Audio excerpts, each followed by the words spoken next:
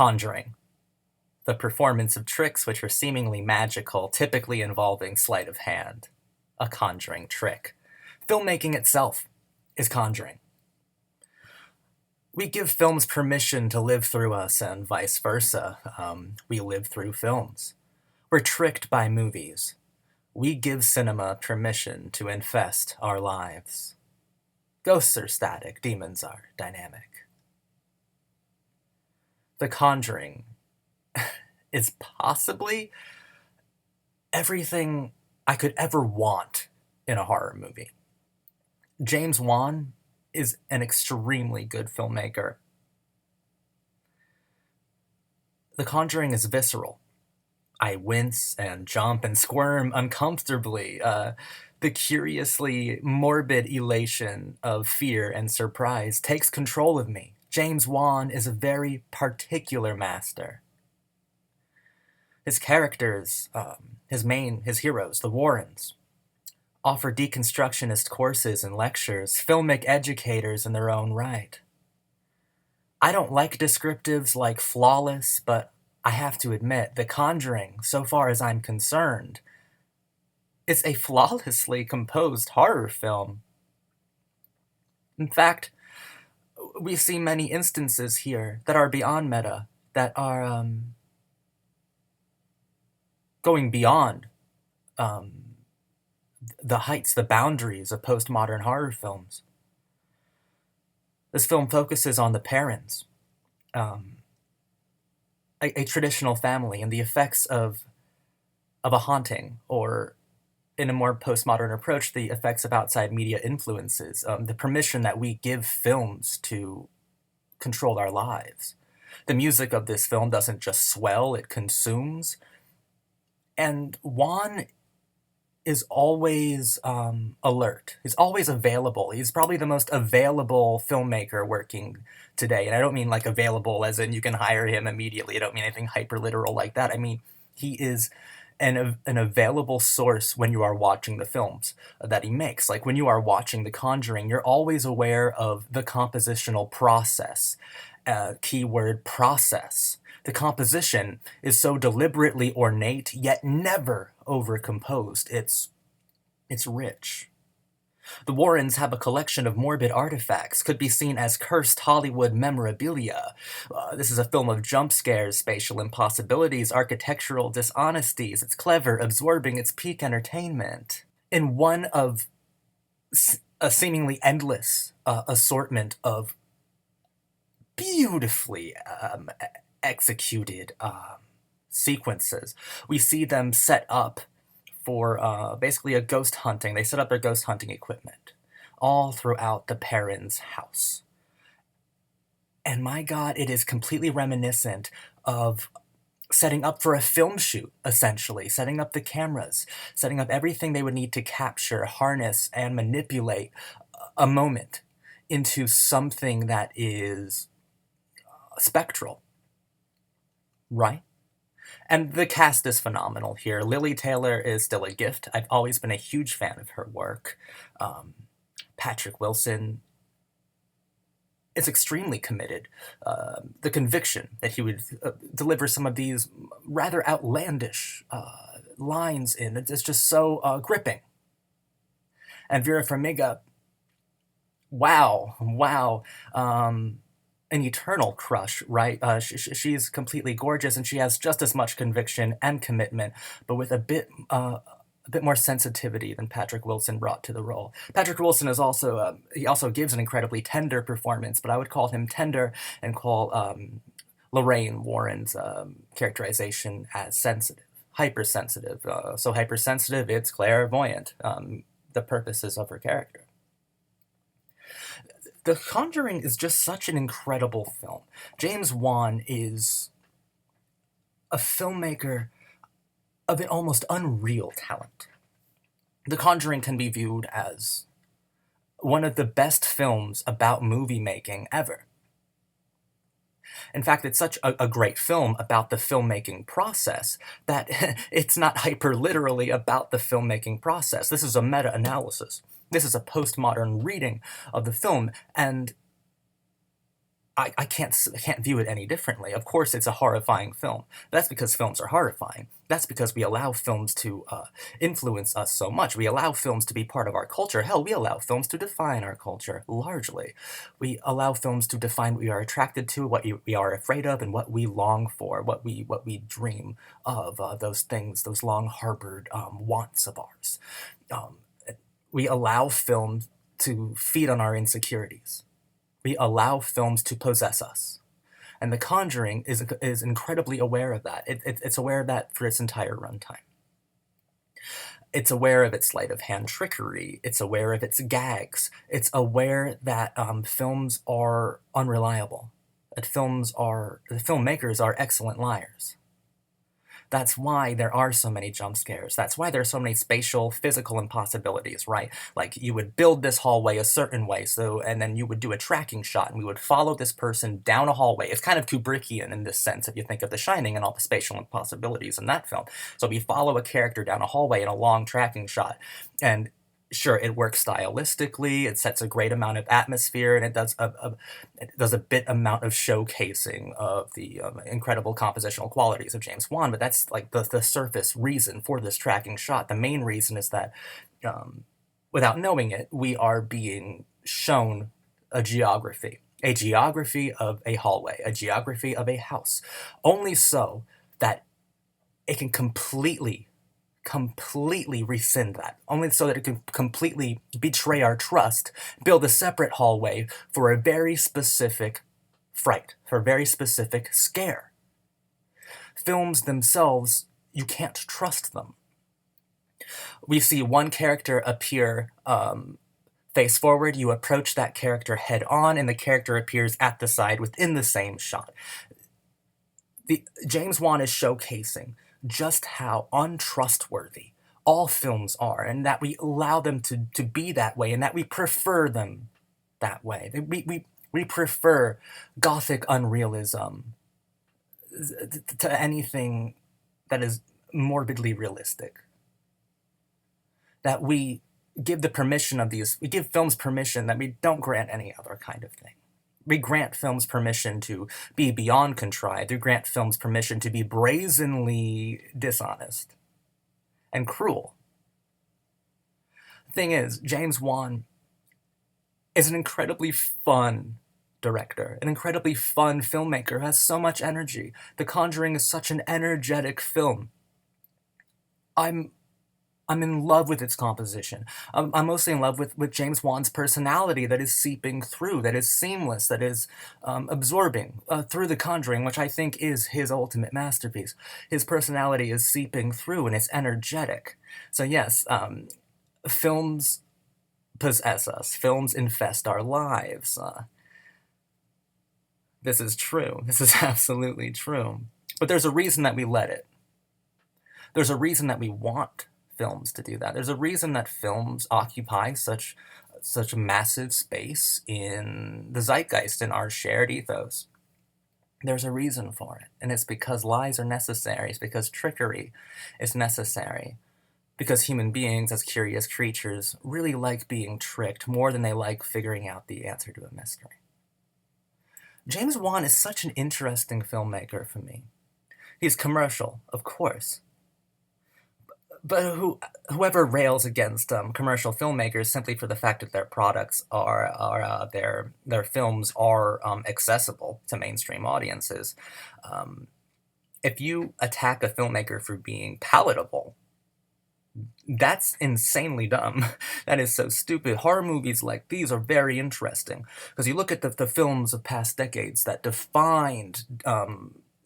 redefined what fear meant to new generations. Those are normally the ones that had the most accessibility, the most crossover appeal. These are the ones we're talking of: Scream, or the Texas Chainsaw Massacre, Psycho, The Exorcist. We're talking the big ones. The big ones here. And The Conjuring, so far as the 2010s are concerned, is probably the most important, influential, and far-reaching horror film made in that decade. It redefined fear. So what's the redefinition of fear? Well, I think a lot of it has to do with moving away from postmodernism, which was the trend, the look. in most films from the 90s to the early 2000s. And then we get back with The Return, which James Wan was involved with. The Return is basically a return to sincerity from the postmodern post-irony. So like you would end things with like, you know, Scream 2, Urban Legend, Cherry Falls, Final Destination. Probably Wrong Turn was the last. Probably Wrong Turn is probably the bridge between postmodern slasher movies and The Return, which is really marked by Rob Zombie, Eli Roth, and of course Mr. James Wan. The return to a new sincerity.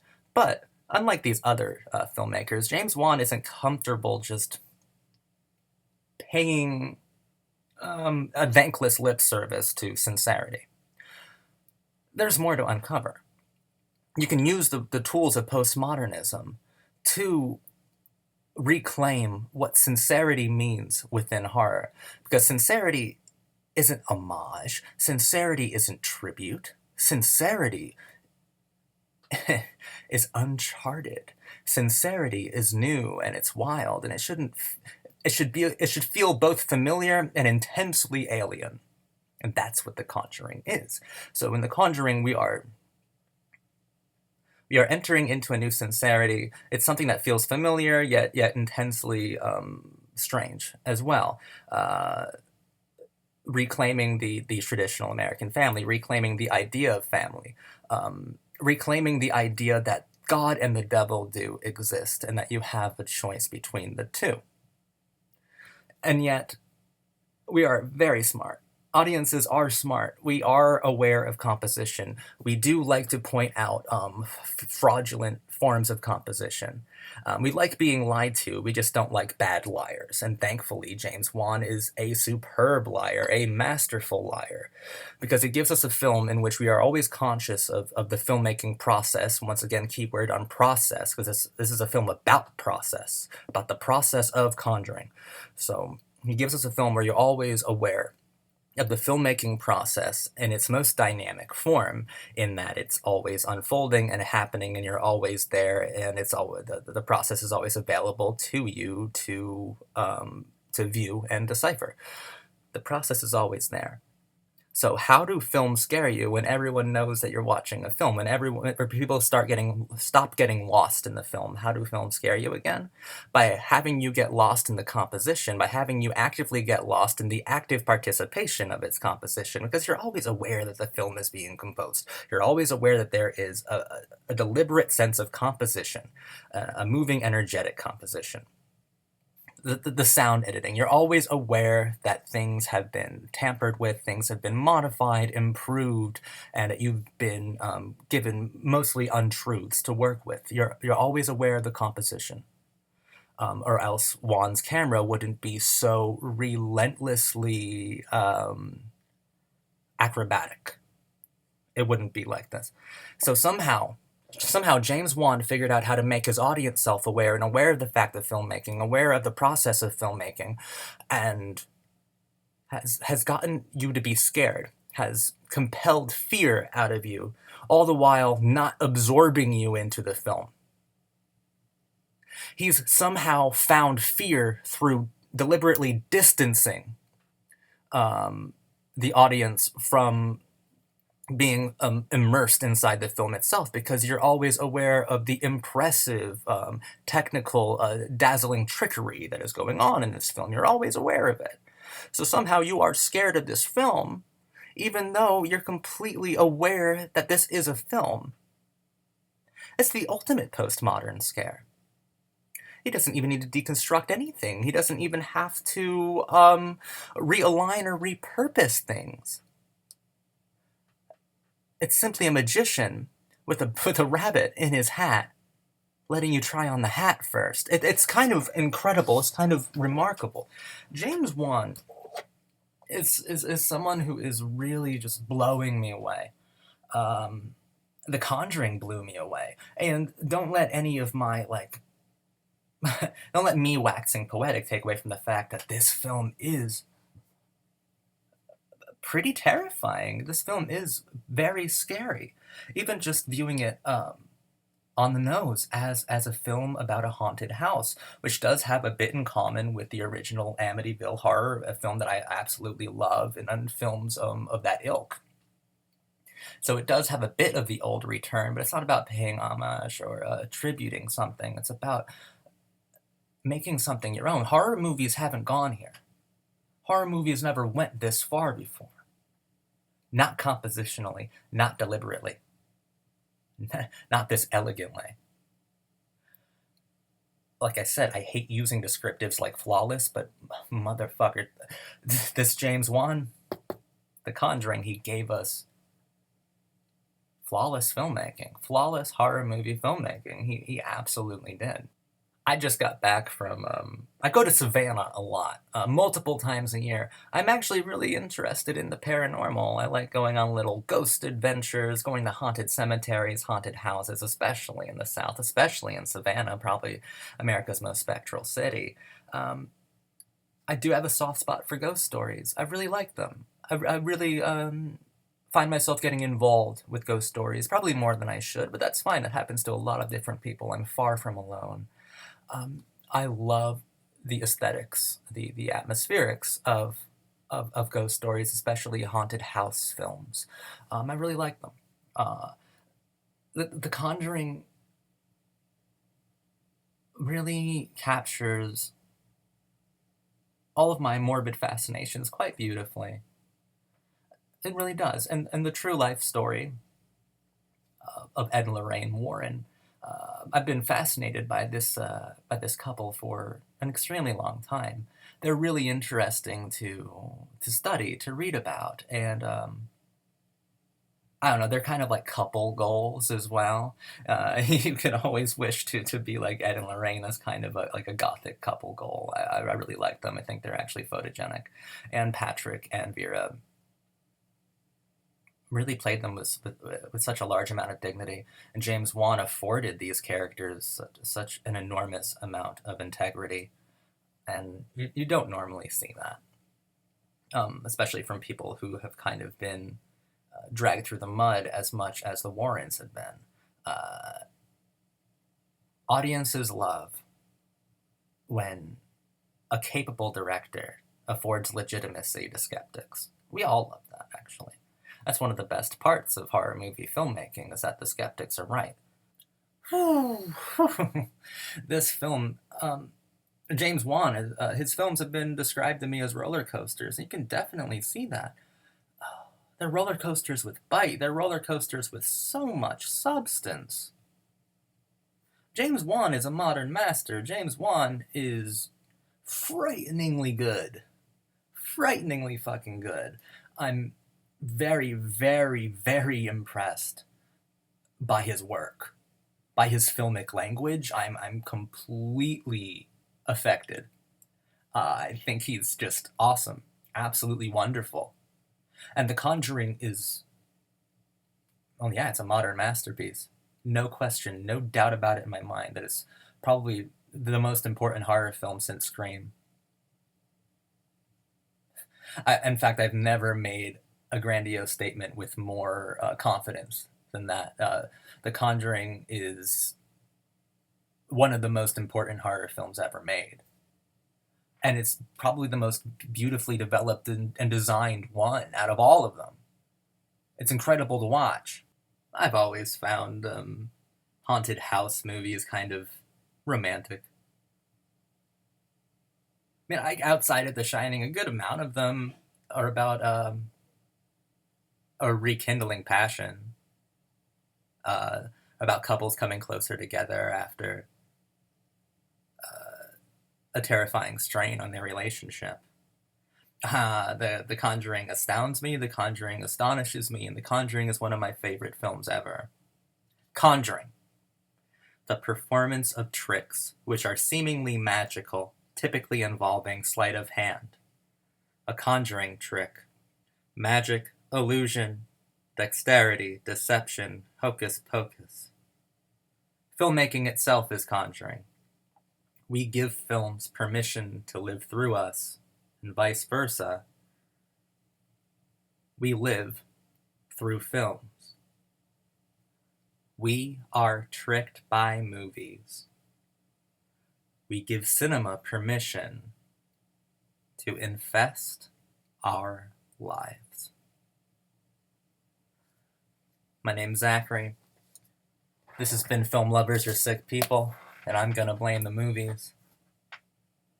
Thank you so much for watching my video about The Conjuring. My critique, as I call them.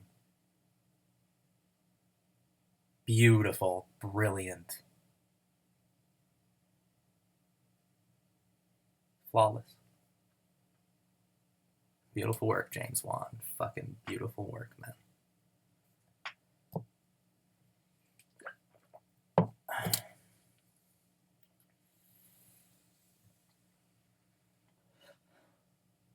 Yeah, I think that's a good video. No, yeah. Yeah. No, I think it's good. That's right. It's not bad.